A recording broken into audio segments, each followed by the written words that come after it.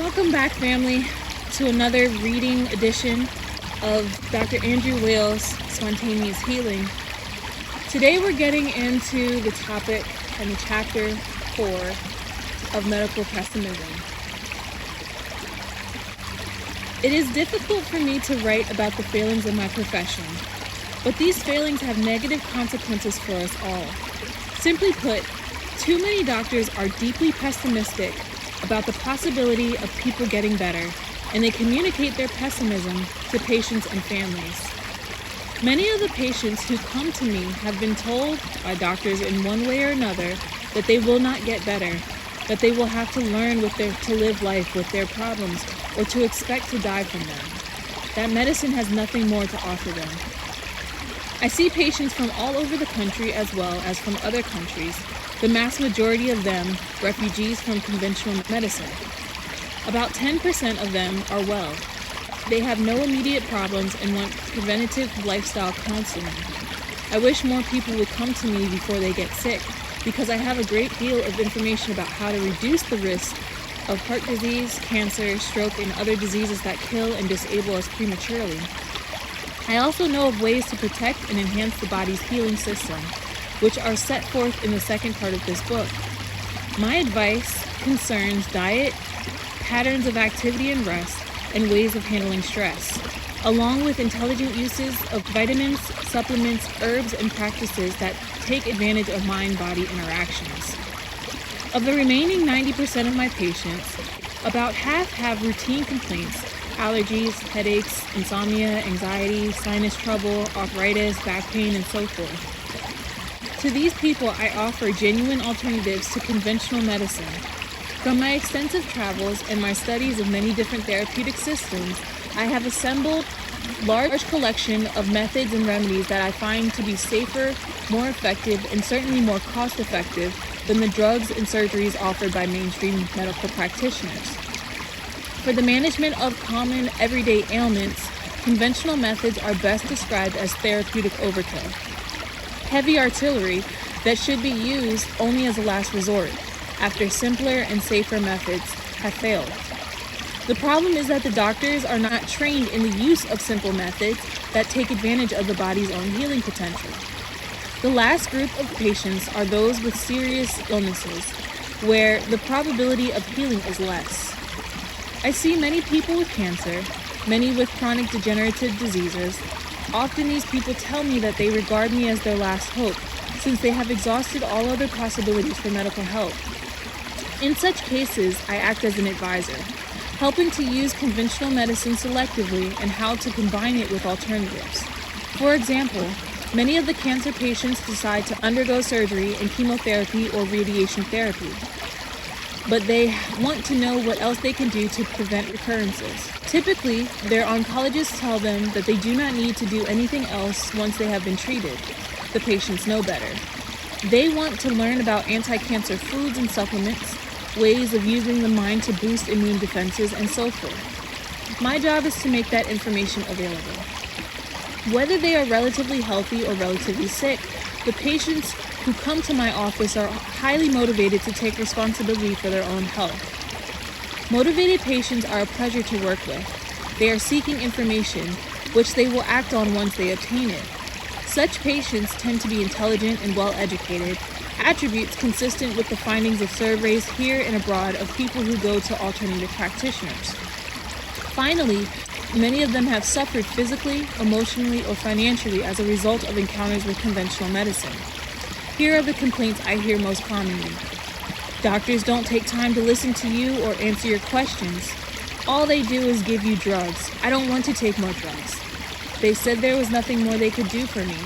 They told me that I could only get worse. They told me I would just have to live with it.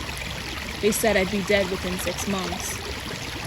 The last 4 statements are particularly disturbing because they reflect deep pessimism about the human potential for healing. At its most extreme, this attitude constitutes a kind of medical hexing that I find unconscionable. Anthropologists and psychologists have studied medical hexing in shamanistic cultures where, on occasion, a shaman or witch doctor will curse someone, usually at the behest of the person's enemy, and the victim of the curse then withdraws from society, friends, and family, stops eating, and weakens. The medical literature contains reports of chronic illness and death resulting from this process, with some speculation about physiological mechanisms that might account for it, such as derangement of the involuntary nervous system. So-called voodoo death is the ultimate example of a negative placebo response, although it is easy to identify this hexing phenomenon in exotic cultures. We rarely perceive that something very similar goes on every day in our own culture, in hospitals, clinics, and doctors' offices. 2 years ago, a man in his mid-30s came to me for a second opinion about his illness. After 7 months of worsening episodes of diarrhea and abdominal pain, his family doctor referred him to a gastroenterologist, who diagnosed the problem as ulcerative colitis and started the patient on a standard suppressive drug, but gave him no information about modifying his lifestyle.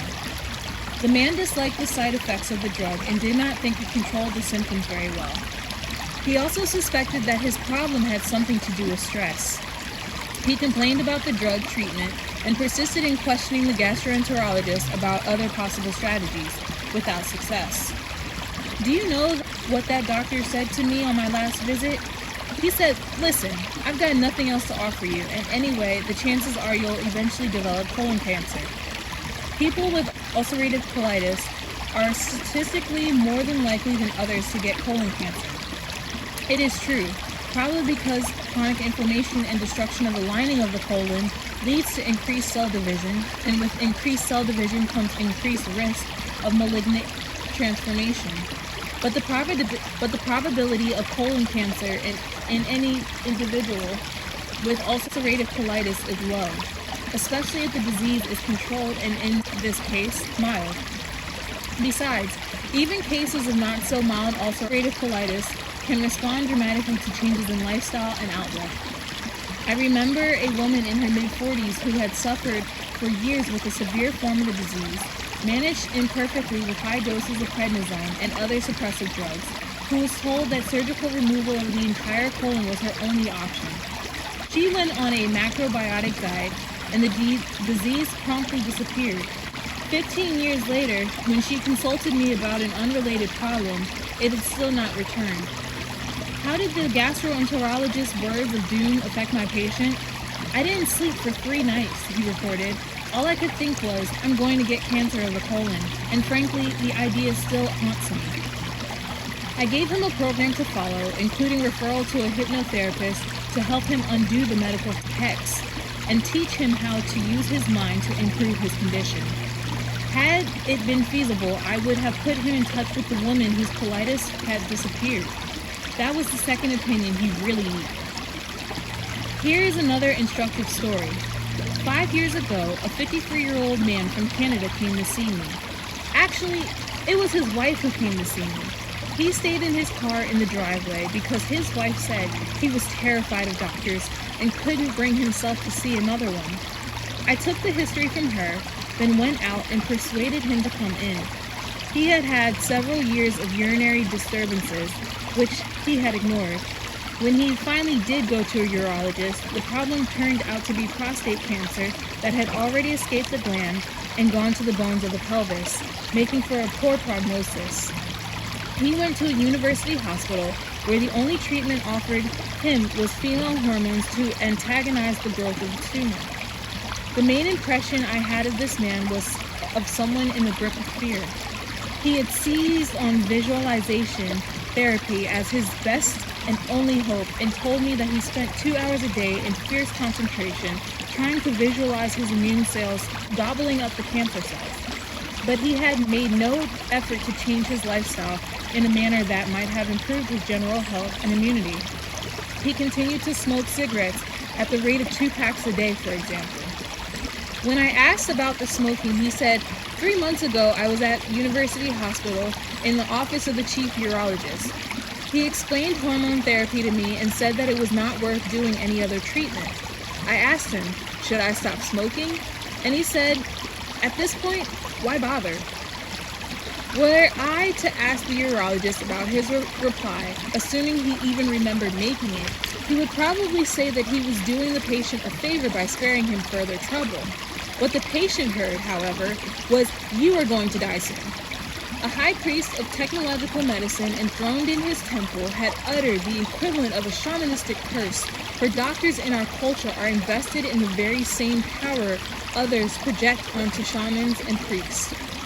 Those words were the source of the patient's terror, a terror that paralyzed him and prevented him from making constructive efforts for his own survival and well-being.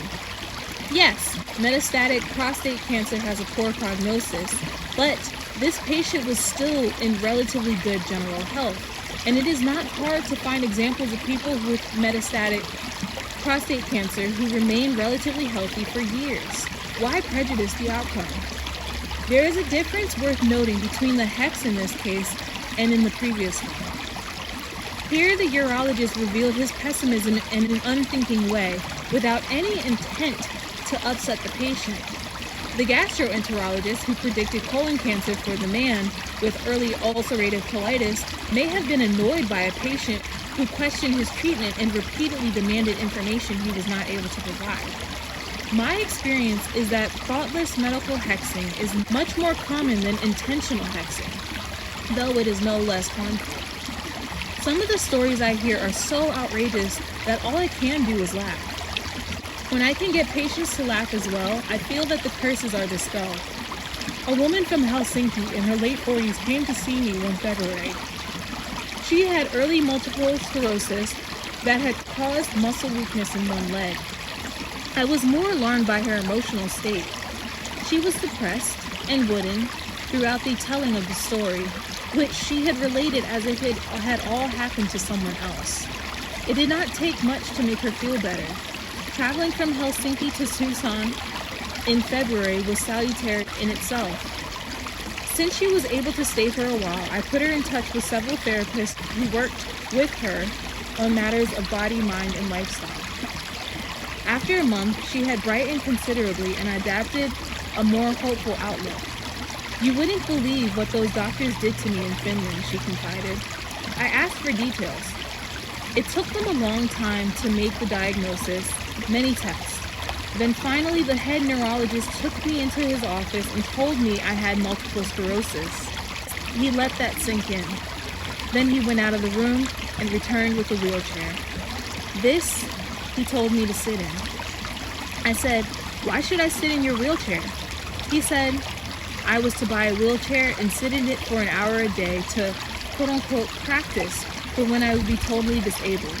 Can you imagine? She related this tale with a healthy laugh that I strongly encourage. Wheelchair practice indeed. I could go on and on recounting stories of medical hexing, intentional or unintentional, funny or, more often, sad. But I believe I have made my point.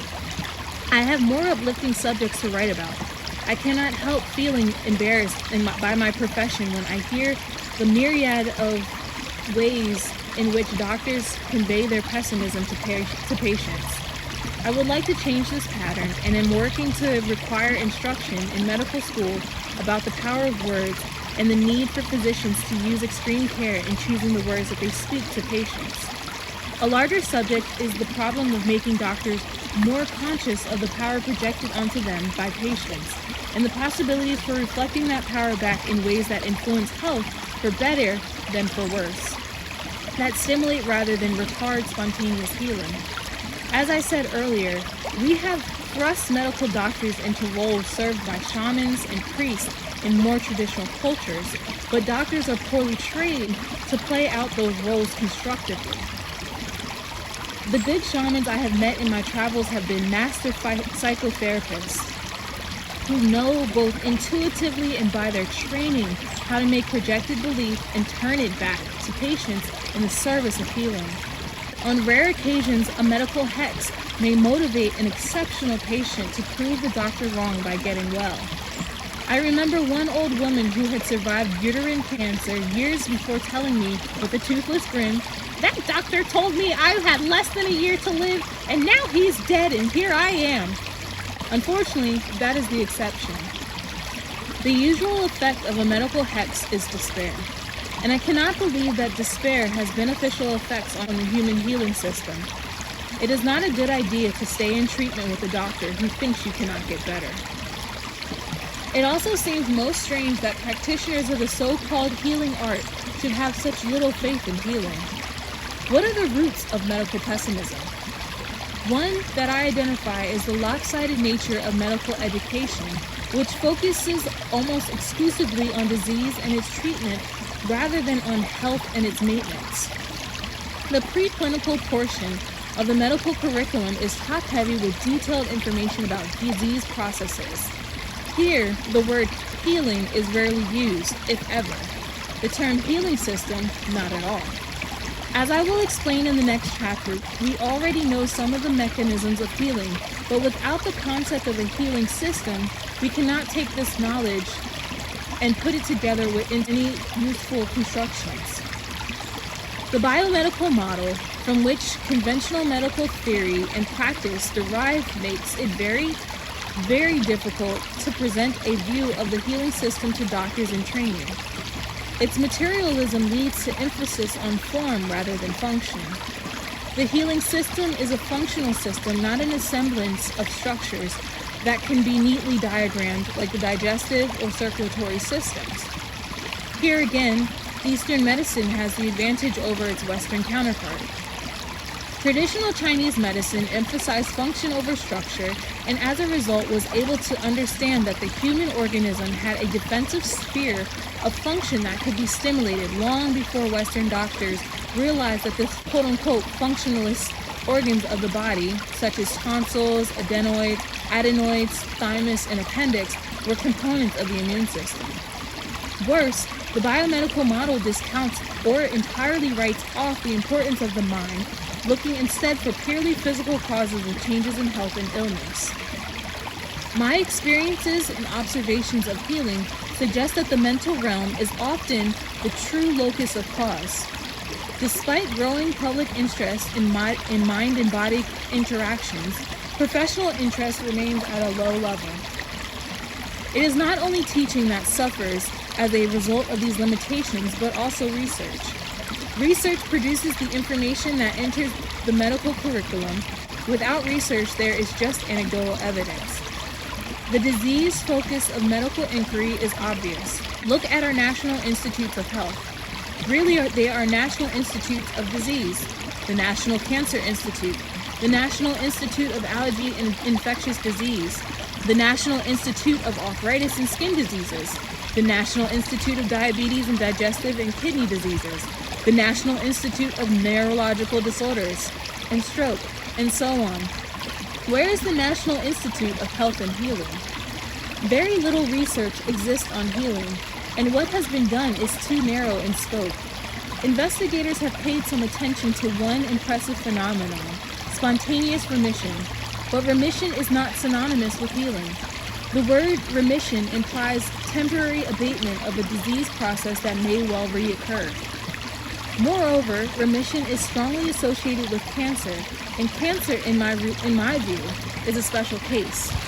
If we look only or mostly at spontaneous remission of cancer, we come away with a distorted picture of the healing system that in no way reveals its full range of activities and potentials. The first comprehensive search of the medical literature for case reports of spontaneous remission was published in 1993 as a thick annotated bibliography containing hundreds of references. Fully 74% of them concern cancer, and the authors note that a review of the remission literature reveals almost all, if not all, the papers on remission have been about cancer.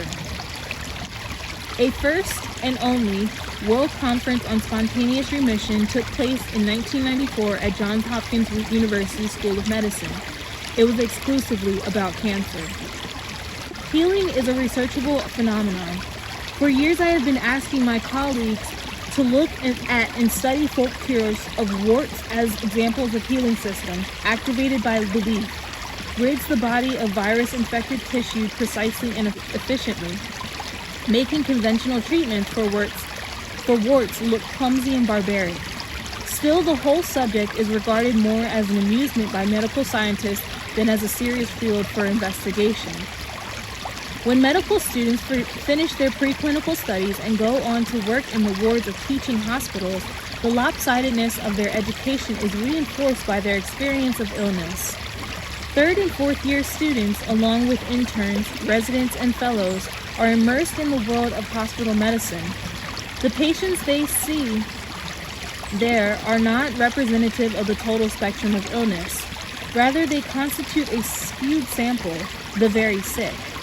In that group, healing responses occur less frequently than in the general population. If you treat predominantly people with life-threatening crisis and end-stage chronic disease, naturally you're going to be pessimistic about outcomes. These facts of life, of medical training, its unbalanced focus on disease rather than health, the limitations of its conceptual model, the deficiencies of research, and its skewed experience of illness toward the very worst possibilities are sufficient to account for medical pessimism. Yet underlying all this are deeper motivations, never discussed and rarely considered, that have to do with why people become doctors in the first place. When I ask students why they chose medical school, the usual kinds of answers I get have to do with helping others, enjoying prestige and power, and having job and financial security. I believe there is another reason that is less conscious. The practice of medicine provides an illusion of control over life and death. One way to deal with fears of life and death is to seek comfort in that illusion. But every time a patient fails to get better, or especially dies, doctors must confront that their control is illusory. The prediction of a negative outcome may offer psychological comfort to the physician. If the patient gets better, the doctor can be pleasantly surprised and take credit for it. Whereas if the patient gets worse or dies, the doctor predicted it and therefore still seems to be in control. Medical pessimism may thus be a psychological defense against uncertainty, which does not excuse it or lessen its impact on patients. The fact is that we live in an uncertain universe and do not have controlling power over life and death. What we do have is the ability to understand how the human organism can heal itself, a subject that is inherently comforting and gives reason for both doctors and patients to be optimistic.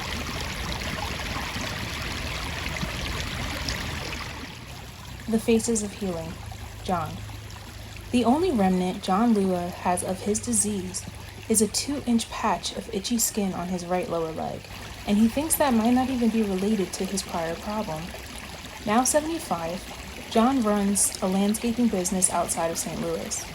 He says he doesn't go to doctors he has always used home remedies, probably because he grew up in Lithuania in a culture that was much more self-reliant than ours in the matters of health. In 1980, John developed an unusual problem. The skin on the front of both of his lower legs became red and itchy. After 4 weeks, it turned, quote-unquote, kind of yellow and dead-looking.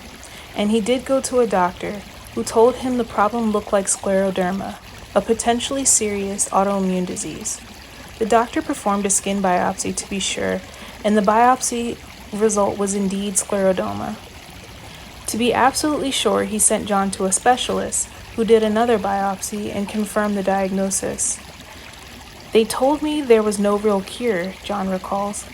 They said I could use cortisone cream to control the itching, and they said I should take cortisone pills too, because it would give me some insurance against involvement of my internal organs. John found that the cortisone cream worked immediately to make the skin on his legs feel better. Then after 2 weeks, it stopped working. In fact, it made things worse. I think I might have been allergic to it. I found a cortisone lotion that seemed to be better.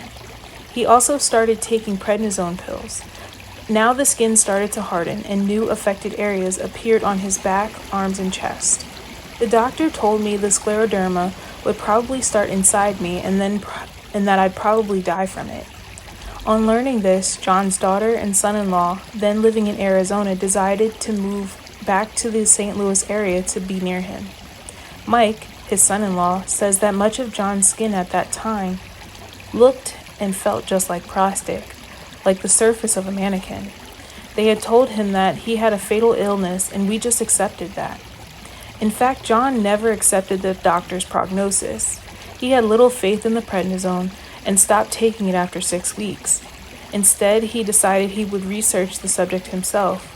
I thought what I had was something like arthritis, he says, because I noticed that I would get worse before it rained. About 3 or 4 days before the rain came, the itching would get real bad. I also thought it had something to do with nerves, because I was having a lot of trouble with the business and was very nervous when it started, and I figured it had something to do with too much calcium. So John started reading about home remedies for arthritis and excess calcium in the system. He decided to try vinegar and lemons, washing the affected skin with vinegar and eating fresh lemons. I asked him how he ate the lemons. I just ate them straight, he said. The other thing I tried was aloe vera juice. I bought it at a health food store and started drinking it every day. Soon the itching was gone. I never used the cortisone lotion again. Still, I thought something was wrong inside of me. I felt I needed to shock my system, and I got the idea from a book of using a high dose of vitamin E. I took 5,000 units of vitamin E a day for 2 weeks. That is definitely a high dose of vitamin E since the recommended daily allowance is 30 international units, and a megadose advocated by proponents of antioxidant therapy is 800 to 1,000 units a day. John says, I think I've really started something. His disease had been present for 6 months. 2 months after he started his home remedies, it stopped spreading. Then the hardened skin began to soften. The doctor was surprised to see the change. He told me, I don't know what you're doing, but whatever it is, keep doing it. After 6 months, the condition started to disappear on my arms and chest. After 2 years, it was gone and has never come back. I asked John what he had done about the nervous components of his illness. I just settled down, he replied. Whenever your nerves are involved in a disease, you've got to make a change in your life. You've got to change your thinking. Mike thinks his father-in-law's attitude had a lot to do with the outcome. I think it was in the way he was raised, in a culture that valued home remedies more than professional treatment. He never bought into the doctor's pessimism, and he really had faith in his aloe juice. He always had a gallon of the stuff with him and drank it by the glass. My health today is pretty good, says John Luha. I still use vinegar if I get any itching. I still eat lemons from time to time, and I try not to go to the doctors.